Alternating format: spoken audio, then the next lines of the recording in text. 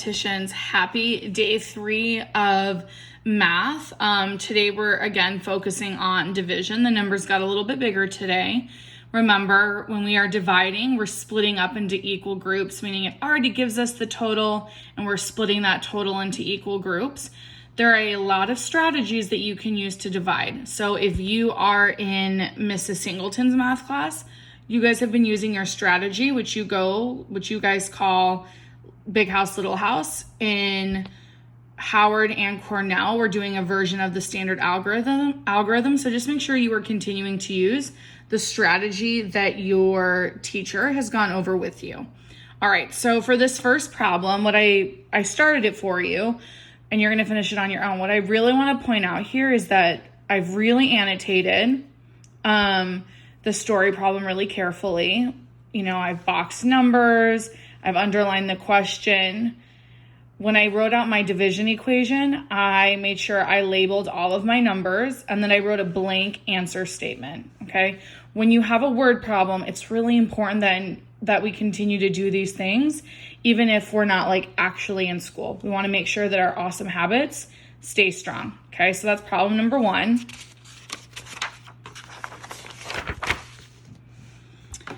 Here, again, independent practice, you're gonna solve this. This little R here stands for remainder.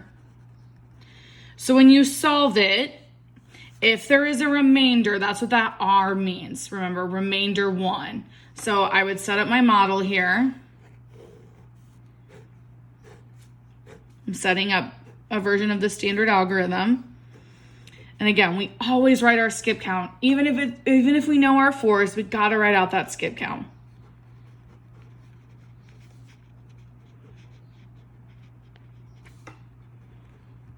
Okay, and you're gonna go ahead and solve it and then find your answer choice. Okay, for this one, solve.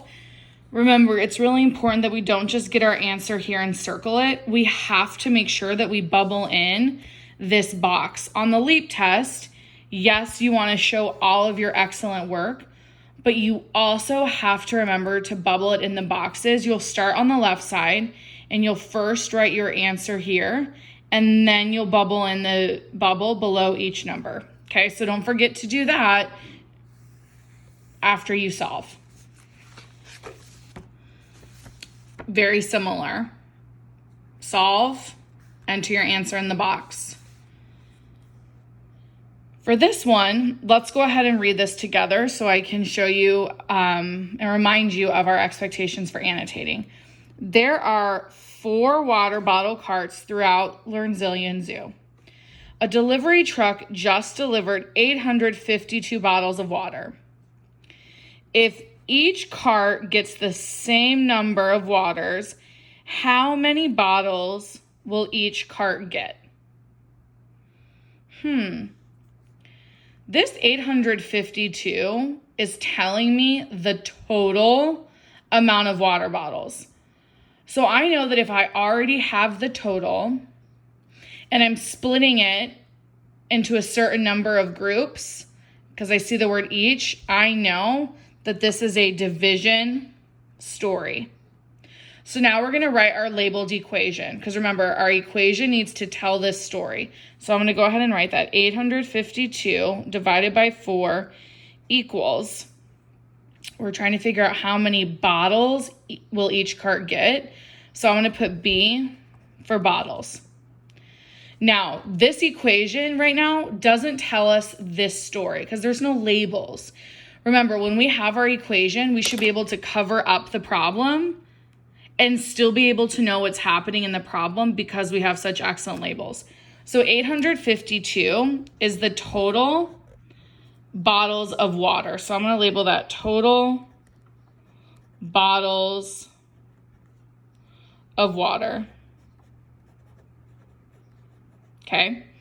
The 4 is the 4 water bottle carts. So this is 4 carts. And my answer is going to tell us how many bottles each cart gets. So I'm going to write that. How many bottles each cart gets. Okay, so I have my labeled equation. If I look at this equation is telling the story because I know what the numbers mean. I could cover up this problem and still say, oh, okay, if I have 852 bottles of water and 4 carts, I'm trying to figure out how many bottles each cart gets. I know what's happening in the problem without even having it because I have no naked numbers. So now we can write our blank answer statement. So remember that our question is, how many bottles will each cart get? Our blank answer statement will say, each cart gets blank bottles. And now that I have these things set up, I can go ahead and draw my model.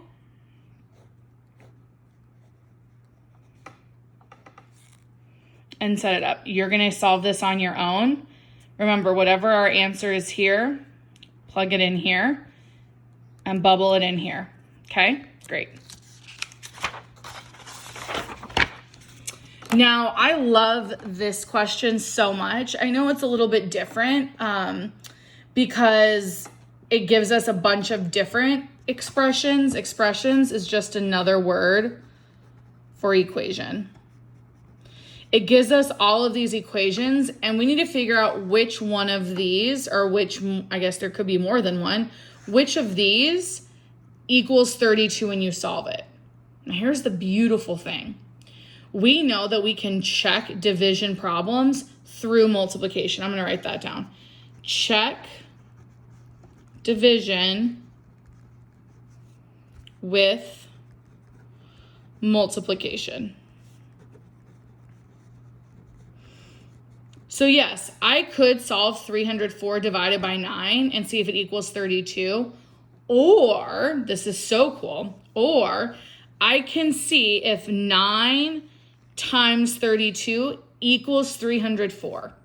And if 9 times 32 does in fact equal 304, that could be my answer choice. So I'm going to show you this first example together, and then you can finish the rest on your own. So here, I'm going to do 32 times 9. So I'm going to set up my area model. Okay, 9 times 30 is 270. I use my basic fact of 9 times 3, which is 27. This is 9 times 3 tens, which would be 27 tens, which is 270. And 9 times 2 is 18. So I'm going to add my partial products together.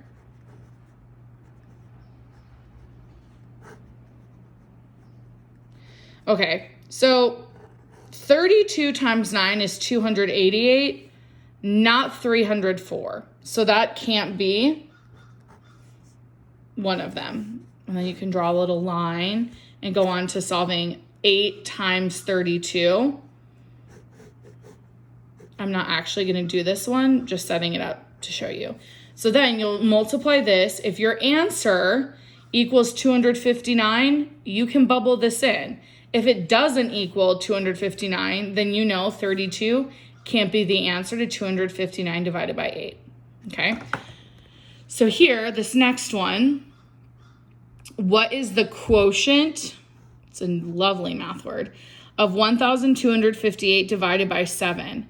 Remember that the word quotient is an answer to a division problem. So it's basically asking for what is the answer of this. Okay, so you'll set up and solve.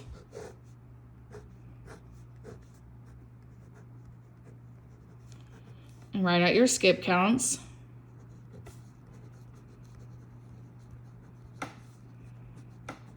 I hope you're singing this song in your head. That's what I'm doing. 7, 14, 21, 28, 35, 42. 49, 56, 63, 70, and you could keep going to 77, 84, but we can always stop at 70, okay? So you'll solve this. Make sure that you're really careful with your subtraction here so that you get the correct remainder, okay? This one, straightforward, solve. Remember, solve here. I better see that 7 skip count. And then don't forget to bubble it in here. And then last but not least, for day 3, you should be solving some multiplication facts. Remember, we want to stay really fast with these facts.